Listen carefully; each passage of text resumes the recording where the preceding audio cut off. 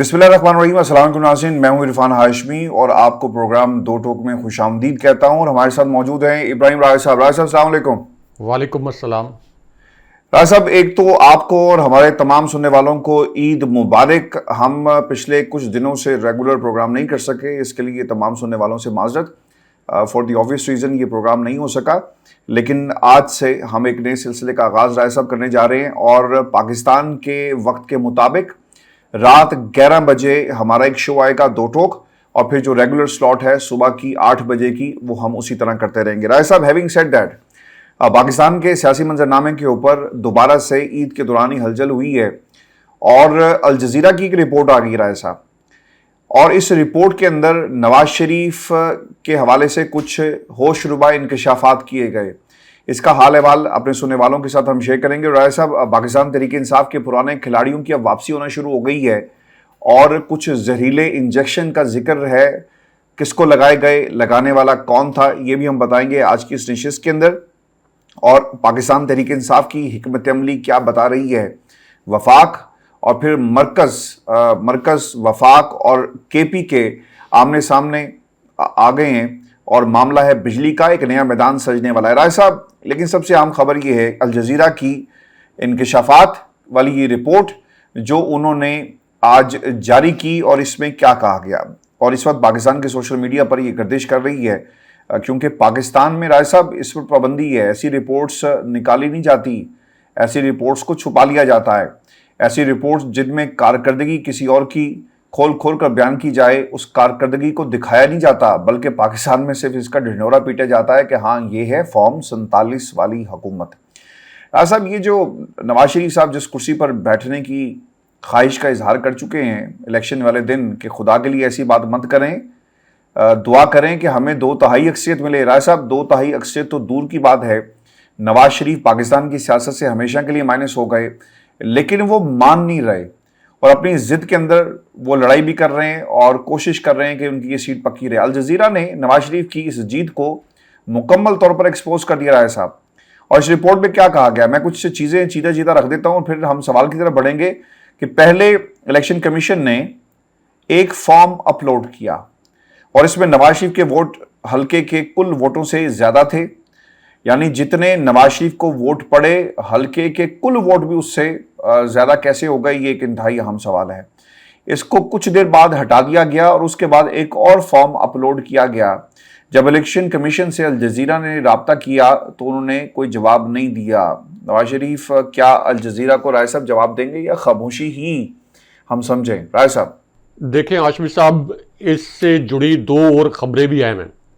क्योंकि एक तरफ तो अल जजीरा ने नवाज शरीफ के हल्के से धांधली नहीं बल्कि धांधले का पोल खोला है, और अल जजीरा ने अपनी रिपोर्ट में ये भी कहा कि यहाँ तक के चले नवाज शरीफ ने तो अपना मौक़िफ़ नहीं देना था, और नवाज शरीफ को तो पता है कि वो धांधली के ज़रिए जीते हैं, लेकिन इलेक्शन कमीशन एक आलमी मीडिया के सवाल का जवाब नहीं दे रहा। अगर इलेक्शन कमीशन के पास सर्टिफाइड और मुसद्दका और तस्दीक शुदा फॉर्म 47 मौजूद होता तो इलेक्शन कमीशन अपनी साख बचाने के लिए, जो कि वैसी तबाह बर्बाद हो चुकी है, लेकिन बहरहाल एक आलमी मीडिया के सामने अपनी साख बचाने के लिए फौरन फॉर्म 47 की एक कॉपी जो है वो अल जजीरा को भेज देता, और यूं ये जो एक मरतबा फिर धांधला बेनकाब हुआ है और इलेक्शन कमीशन की ये जो घिनौनी वारदात बेनकाब हुई है, शायद ये रियासत और इलेक्शन कमीशन मजीद जिल्लत से बच जाती। अब एक तरफ तो अल जजीरा की रिपोर्ट जिसके आपने 3 नुकात पढ़ दिए, एक तरफ सरवर बारी साहब जो हैं, इन्होंने अब पंजाब के 165 हल्कों के फॉर्म 47 जो है इनके मुतल्लिक भी एक रिपोर्ट जारी कर दी है, 165 हल्कों के। और इस रिपोर्ट के मुताबिक ये जो 165 हल्के हैं, इनके जो फॉर्म 47 हैं ये मशकूक हैं। इनमें से दर्जनों फॉर्म 47 ऐसे हैं जिनके ऊपर सिग्नेचर नहीं है, यानी हतमी दस्तखत नहीं है, और ये जो पतन ऑर्गेनाइजेशन है इसने भी इलेक्शन कमीशन का जब मौक़िफ़ जानने की कोशिश की तो इलेक्शन कमीशन ने अपना मौक़िफ़ नहीं दिया। अब कोई भी इदारा इतने नाजुक और हसास मामले पर जब अपना मौक़िफ़ नहीं देता तो इसका मतलब यह है कि इलेक्शन कमीशन को यह पता है 100% پتا ہے کہ ہم اس دھاندلی کے مرکزی کردار تھے اور ہمارے پاس یہ اصل فارم 47 موجود نہیں ہے۔ اس کے اندر ایک اور خبر ایڈ کر لیں کہ جب جسٹس طارق جہانگیری نے فارم 45 سبمٹ کروانے کے لیے کہا تھا اپنے الیکشن ٹرائیبیونل میں نون لیگ کے امیدواروں کو، تو مصطفیٰ نواز کھوکھر جو اسلام آباد کے 2 حلقوں سے آزاد حیثیت میں الیکشن لڑے، انہوں نے فارم 45 جمع کرا دیے۔ ان کے فارم 45 تحریک انصاف کے امیدواروں کے فارم 45 سے میچ کر گئے، لیکن نون لیگ کے امیدواروں نے بھی فارم 45 جمع نہیں کروائے۔ اور یہ جو چیف الیکشن کمشنر سکندر سلطان راجہ پاکستان کی تاریخ کے، میں استارتاً کہہ رہا ہوں کہ سب سے سیاسی طور پر جو بدبودار کردار ہیں، سب سے متعصب، انہوں نے بھی اور ان کے پریزائڈنگ آفیسر نے اپنے فارم 45 جو الیکشن کمیشن کے پاس ہوتے ہیں فائنلی، یہ جسٹس طارق جہانگیری کے ٹرائیبیونل میں جمع نہیں کرائے۔ اس کا کیا مطلب یہ ہے؟ اس کا مطلب یہ ہے کہ الیکشن کمیشن کے پاس جتنے فارم 45 فارم 47 ہیں، یہ رگڈ ہیں، یہ فیبریکیٹڈ ہیں۔ اس وجہ سے الیکشن کمیشن نے یہ فارم 45 اور 47 اس کے باوجود کہ جسٹس طارق جہانگیری نے ان کو جرمانہ کیا، یہ انہوں نے اس ٹرائیبیونل میں جمع نہیں کرایا۔ اس کے بعد ایک اور واردات الیکشن کمیشن کی جو کہ الجزیرہ کی سٹوری سے ریلیٹڈ ہے، کیونکہ جس وقت لاہور ہائی کورٹ نے یہ فیصلہ دیا کہ لاہور ہائی کورٹ کے نامزد کردہ 8 ججز جو ہیں یہ الیکشن پٹیشنز کی سماعت کریں گے الیکشن ٹرائیبیونلز میں، تو ایک طرف تو چیف الیکشن کمشنر سکندر سلطان راجہ ایک پارٹی بن کے سپریم کورٹ پہنچ گئے، اور اس کے بعد انہوں نے 2 بڑی گھنونی وارداتیں اور کی۔ ان میں سے ایک گھنونی واردات یہ کی کہ ایک خفیہ اجلاس بلا لیا الیکشن کمیشن کا۔ اس کے متعلق کوئی اعلامیہ تو جاری نہیں کیا، لیکن اس کی ان سائڈ سٹوری ہمارے پاس آئی کہ اس خفیہ اجلاس کے اندر چیف الیکشن کمشنر نے کہا کہ لاہور ہائی کورٹ کے چیف جسٹس جو ہیں ان کے خلاف ایک ریفرنس کی تیاری کی جائے کہ انہوں نے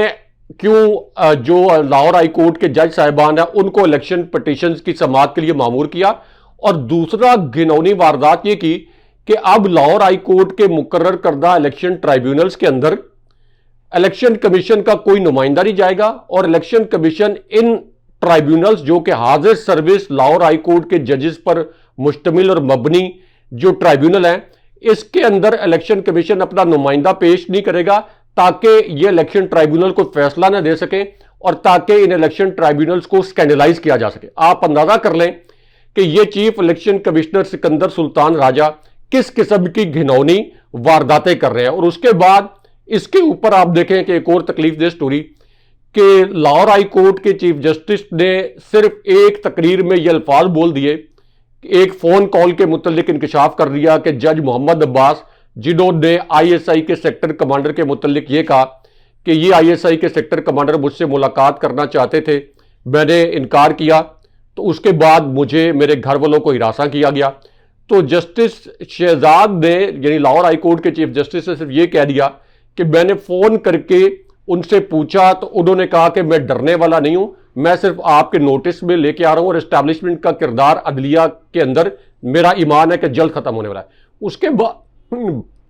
کے بعد لاہور ہائی کورٹ کے جو چیف جسٹس ہیں، آپ دیکھیں کہ ان کی صاحبزادی کا شناختی کارڈ لیک کر دیا گیا۔ شناختی کارڈ لیک کر کے بدترین اور غلیظ ترین کیمپین جو ہے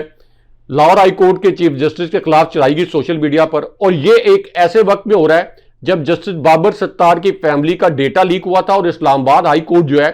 وہ اس پر توہین عدالت کی ایک کارروائی بھی چلا رہی ہے۔ لیکن اس کے باوجود آپ دیکھ لیں کہ اس کا مطلب یہ ہے کہ عدالتوں کی کوئی وقت نہیں ہے۔ اگر لاہور ہائی کورٹ کے چیف جسٹس محفوظ نہیں ہے، اگر جسٹس بابر ستار محفوظ نہیں ہے، اگر اسلام آباد ہائی کورٹ اس معاملے پر نوٹس لے کر توہین عدالت کی کارروائی چلا رہی ہے، خفیہ ایجنسیوں کو بلا رہی ہے، ان سے رپورٹیں طلب کر رہی ہے، اس کے باوجود اگر لاہور ہائی کورٹ کے چیف جسٹس کی بیٹی کا آئی ڈی کارڈ لیک کر دیا گیا ہے، تو اس سے آپ اندازہ لگا لیں کہ میں اس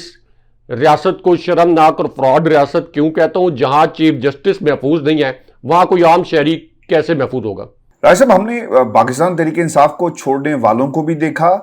اور پاکستان تحریک انصاف کے ساتھ کھڑے ہونے والوں کو بھی دیکھا، اور اب تک ہم دیکھ رہے ہیں۔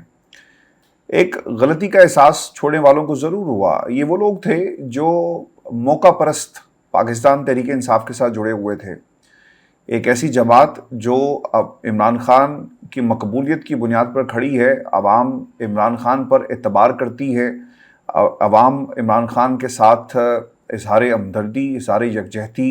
اور اس کو عوامی مینڈیٹ بھی دیتی ہے، تو لوگوں نے یہ تصور کیا کہ یار کیوں نہ ہم تحریک انصاف کو جوائن کریں، کم از کم ہمارا سیاسی کریئر بن جائے گا۔ راجہ صاحب، عمران خان کے بلبوتے پر، عمران خان کے نام کو استعمال کر کے، عمران خان کی جماعت کے ساتھ اپنے آپ کو نتھی کر کے لوگوں نے اپنے سیاسی کریئر بنائے۔ جب مشکل وقت آیا تو جو اصل میں کوئلہ تھا وہ اس تحریک کے سے جدا ہو گیا، اور اس کے ساتھ ساتھ جو ہیرے تھے وہ ہمیں جیل میں نظر آئے۔ خان صاحب کی محبت میں بہت سارے ڈاکٹر یاسمین راشد ہیں اور بہت ساری خواتین ہیں جو عالیہ حمزہ جو اس وقت جیل کے اندر ہیں اور عمران خان کے ساتھ ڈٹ کے ہی کھڑے ہیں، لیکن کچھ لوگ ایسے بھی رائے صاحب جن کے اوپر برا وقت نہیں آیا، اتنا برا وقت آیا کہ کچھ ہفتوں کے لیے انہیں اٹھا لیا گیا اور اس کے بعد ان کی پریس کانفرنسز شروع ہو گئی۔ اب انہیں احساس یہ ہو رہا ہے تحریک انصاف کو چھوڑنے کے بعد کہ ہم شاید تحریک انصاف میں واپس آ جائیں۔ فاروق حبیب صاحب، رائے صاحب تحریک انصاف کے بہت زیادہ ووکل پرسنالٹیز میں سے ایک تھے، جتنا زیادہ وہ پاکستان تحریک انصاف کی ووکل پرسنالٹی سمجھے جاتے تھے اور جس انداز سے تحریک انصاف کو سپورٹ کرتے رہے، اس سے ڈبل انہوں نے اپنی آواز کو عمران خان کے خلاف استعمال کیا۔ اب پتہ ہی لگ رہا ہے کہ پارٹی میں واپسی کیے پر وہ بھی تول رہے ہیں۔ راج صاحب، جو خبر آئی ہے نا سامنے بڑی امپورٹنٹ ہے، مطلب انٹرسٹنگ ان اے وے کہ بتایا جاتا ہے کہ کچھ رپورٹرز کے ذریعے جو ان کی سیلف امیج بلڈنگ کی جا رہی ہے کہ جناب فاروق حبیب کو بغیر نمبر پلیٹ والی 3 گاڑیوں میں لایا گیا، سیکیورٹی ساتھ تھی، سارا میڈیا دیکھ رہا تھا، کسی کی ہمت نہیں تھی کہ ایک تصویر یا کلپ بھی بنا لیتا۔ پھر پریس کانفرنس میں جو فاروق حبیب بول رہا تھا وہ الفاظ اس کے نہیں تھے۔ فاروق حبیب کے ذہن کو معاف کیا گیا، اس کی یادداشت مٹا دی گئی، جسم میں لرزش تھی، اس کی زبان اس کے جسم کا ساتھ نہیں دے رہی تھی، اور انہیں انجیکشن لگائے گئے جس سے انسان اپنا اصل بھول بیٹھتا ہے۔ رائے صاحب، شاید پاکستان کی عوام کے لیے جاننا ضروری ہوگا یہ کون سا ایسا انجیکشن ہے جو نفرت کی زبان بولتا ہے، اور جو 9 مئی کی بات جہاں پر فاروق حبیب نے کہی وہیں پہ فرح خان کا ذکر آیا، بشرا بیوی کا ذکر آیا، بنی کالا میں کرپشن کا ذکر کیا گیا، اور پھر وہ ٹریل اور عثمان بزدار سے ہوتی ہوئی نہ جانے کس کس اسٹیشن پر جا کر رکی۔ یہ کیسا انجیکشن ہے؟ یہ زہریلا ایسا انجیکشن جو لوگوں کو جھوٹ بولنے پر مجبور کر دیتا ہے، اور اگر اس پریس کانفرنس کو دیکھا جائے یہ کنگھی کر کے سائڈ سے چیر نکال کر پریس کانفرنس میں پاکستان کے میڈیا کے سامنے پیش ہوتے ہیں، لیکن راجہ صاحب آج انہیں ایک کلین چٹ دینے کی کوشش کی جا رہی ہے۔ Do you buy this thing Raja Sahab کہ انہیں پاکستان تحریک انصاف واپس لے لے، یا I think it's too late in the day? دیکھیں عاشق صاحب، فاروق حبیب کو کیا اغوا کیا گیا یہ تو بات ٹھیک ہے، کیا صداقت عباسی کو اغوا کیا گیا یہ بات تو ٹھیک ہے، اسی طرح پی ٹی آئی کے جو باقی رہنما جبر کے تحت پی ٹی آئی سے الگ کیے گئے انہیں کسی نہ کسی لیول پر پریشر کا سامنا تھا۔ اسد عمر کو نسبتاً کم پریشر کا سامنا تھا، وہ جلدی ہمت ہار گئے۔ پرویز خٹک کو نسبتاً کم پریشر کا سامنا تھا، لیکن انہوں نے بہت جلدی عمران خان صاحب سے رائیں جدا کی، اور فاروق حبیب کے متعلق تو ان کے جو سسر ہیں ان کے حوالے سے بھی کہا گیا کہ وہ کوئی طاقتور حلقوں کے کانٹریکٹر بھی رہے ہیں یا اب بھی ہیں، اور اس وجہ سے فاروق حبیب کی گرفتاری یا ان کے اوپر تشدد کا معاملہ جو ہے یہ کوئی آپ کہہ لیں کہ ایسا معاملہ نہیں تھا کہ جہاں یہ ثابت ہو رہا ہو کہ ان پر کوئی بے پناہ تشدد کیا گیا ہو، لیکن بہرحال ان کے اوپر بھی پریشر تھا۔ لیکن ہاشمی صاحب جو پی ٹی آئی کے ساتھ اس مشکل حالات میں بھی جڑے رہے، انہوں نے فاروق حبیب سے، صداقت عباسی سے، پرویز خٹک سے 10 گنا زیادہ مارے کھائی ہیں، اس کے باوجود کہ ان کے کاروبار بھی تباہ کیے گئے، آدھی رات کو ان کے گھروں پر چھاپے مار کے ان کی خواتین کو ہراساں کیا گیا، یہاں تک کہ یہ اطلاعات بھی ہیں کہ کئی پی ٹی آئی کے کارکنوں کو تشدد اس حد تک کیا گیا کہ انہیں ڈرل بھی کیا گیا، یہ پی ٹی آئی کا کلیم ہے، اور بدترین حالات میں ان سے بدترین سلوک کیا گیا، لیکن اس کے باوجود یہ لوگ پی ٹی آئی کے ساتھ کھڑے رہے۔ اب فاروق حبیب، اسی طرح فواد چودھری اور فواد چودھری کی اہلیہ، سب سے زیادہ مجھے یہ جو فروخ حبیب، فواد چودھری اور اس قسم کے لوگ جو کہ مشکل حالات میں عمران خان صاحب کو چھوڑ گئے تھے، یہ اب جب خوش آمدید کر رہے ہیں اسی طرح عمران اسماعیل پی ٹی آئی کی، تو یہ قابل رحم لوگ ہیں. یہ اس لیے قابل رحم لوگ ہیں کہ ان کو پتہ چل گیا ہے کہ عمران خان صاحب کے علاوہ تو ہماری ایک ٹکے کی حیثیت نہیں تھی، اور ہم نے عمران خان صاحب کو دھوکہ دے کر، بے شک پریشر میں تھے لیکن آپ نے وزارتیں بھی تو لی نا، آپ حکومت میں بھی تو تھے، آپ حکومت کا حصہ تھے. تو جس وقت ان کو پتہ چل گیا کہ اب صرف عمران خان صاحب ہی پاکستان کی سیاست ہے، ان کو یہ پتہ چل گیا کہ عمران خان صاحب نے بالکل جو نو آموز لوگ تھے ان کے اوپر بھی ہاتھ رکھا، تو وہ بھی فواد چودھری بن گیا، وہ بھی فروخ حبیب بن گیا، وہ بھی پرویز خٹک بن گیا. آپ اندازہ کریں کہ پرویز خٹک جو کہ عمران خان صاحب کے بعد کے پی میں سب سے بڑے فگر سمجھے جاتے تھے، وہ اپنی دونوں نشستیں ہار گئے، جہانگیر ترین نشان عبرت بن گئے. عمران خان صاحب نے ان نون وکلاء کو ٹکٹ دیے، یعنی ایسے وکلاء جن کا الیکشن کا کوئی ایکسپوجر نہیں تھا اور پہلی دفعہ الیکشن لڑے، وہ تمام وکلاء الیکشن جیت گئے. عمران خان صاحب کے نو آموز امیدوار جو ہیں وہ بلوچستان میں الیکشن جیت گئے. عمران خان صاحب کی جانب سے بالکل نو آموز امیدوار اسلام آباد کے 3 حلقوں میں اتارے گئے، وہ تینوں اسلام آباد کی نشستیں جیت گئے. راولپنڈی میں عمران خان صاحب کے نئے امیدواروں نے کلین سویپ کر دیا اور شیخ رشید کو بھی لوگوں نے اڑا کے رکھ دیا. تو اب شیخ رشید، فواد چودھری، اسی طرح فروخ حبیب، یہ جو لوگ اب خوش آمدید کر رہے ہیں. اور میں دیکھ رہا تھا کہ فواد چودھری کی اہلیہ کے بھی کچھ ٹویٹس، عمران خان صاحب کی تصویروں والی شرٹس انہوں نے پہن رکھی ہیں. تو لوگ اب اس دھوکے میں نہیں آئیں گے، کیونکہ عمران خان صاحب کی مقبولیت اتنی زیادہ ہے کہ عمران خان صاحب جس پر ہاتھ رکھتے ہیں وہی پرویز خٹک بن جاتا ہے، وہی فواد چودھری بن جاتا ہے. اب آپ دیکھیں کہ صنم جاوید، عالیہ حمزہ، طیبہ راجہ، اسی طرح جو یاسمین راشد صاحب ہیں، کیا ان سے زیادہ ظلم کیا گیا فواد چودھری پر؟ کیا فروخ حبیب پر ان سے زیادہ ظلم کیا گیا؟ تو جب وہ ڈٹ کر کھڑی ہیں اور ان کا اب ایک پولیٹیکل فگر کے طور پر سٹیچر اتنا زیادہ بڑھ گیا ہے کہ مریم نواز اتنی خوفزدہ ہیں کہ اگر یہ 3-4 خواتین باہر آ گئی تو پنجاب میں مریم نواز کی سیاست کا ستیہ ناش کر دیں گے. تو اس کا مطلب تو یہ ہوگا کہ اگر ان جیسے لوگوں کو واپس لیا جائے گا تو پھر وہ تمام لوگ جو کہ مشکل ترین حالات میں، بدترین جبر میں بھی عمران خان صاحب کے ساتھ کھڑے رہے، یہ تو ان کی حوصلہ شکنی ہوگی. اور یہ جو اپرچونسٹ ہیں یہ دوبارہ سے پارٹی کے اندر جو ہے یہ جگہ بھی بنائیں گے، اور جب دوبارہ پریشر آئے گا پھر الگ ہو جائیں گے. کیونکہ اب پی ٹی آئی جو ہے یہ ایک وزیر ریفائنڈ پارٹی بن گئی ہے. پی ٹی آئی اب ایک ہارڈ کور پارٹی بن گئی ہے، ایک ایسی پارٹی بن گئی ہے جس نے 76 سال کی تاریخ بدل دی ہے. پہلی مرتبہ 76 سال میں اسٹیبلشمنٹ کو بیک فٹ پر ڈال دیا ہے، 76 سال میں پورے ریاستی نظام کو عبرتناک شکست دے دی ہے. اس لیے اس پی ٹی آئی کے اندر کسی بزدل اور موقع پرست جو پولیٹیکل فگر ہے اس کی کوئی گنجائش نہیں ہے. فواد چودھری اگر الیکشن لڑتے یہ استحکام پاکستان پارٹی کے ٹکٹ پر، تو آپ اندازہ لگا لیں کہ جہانگیر ترین جو استحکام پاکستان پارٹی کے سربراہ تھے وہ نہیں جیت سکے، تو فواد چودھری کس کھیت کی مولی تھے کہ وہ اس کے ٹکٹ پر جیتتے. تو اس لیے اب یہ جو ایک موقع پرست دوبارہ سے پی ٹی آئی کی مقبولیت کو دیکھتے ہوئے اور یہ دیکھتے ہوئے کہ یہ رائٹنگ آن دا وال ہے کہ عمران خان صاحب آج نہیں تو کل، 6 مہینے نہیں تو 1 سال بعد پرائم منسٹر بنیں گے، ان کی بالکل کوئی جگہ نہیں ہونی چاہیے پی ٹی آئی کے اندر. پی ٹی آئی کے اندر اب بھی جو لوگ موجود ہیں وہ سب اپنے اپنے طور پر الیکٹیبل بن گئے ہیں. عمران خان صاحب جس پر ہاتھ رکھیں گے وہ پاکستان کا الیکٹیبل ہے. بالکل آپ نے ٹھیک کہا رائے صاحب. ویورز یہ آج کا ہمارا شو تھا. آپ نے کمنٹ ضرور بھیجیے گا، چینل کو سبسکرائب کرنا مت بھولیں. مجھے اور ابراہیم راجہ کو اجازت دیجیے، اگلی ویڈیو میں آپ سے 8 بجے ملاقات ہوگی. اللہ نگہبان. اللہ نگہبان.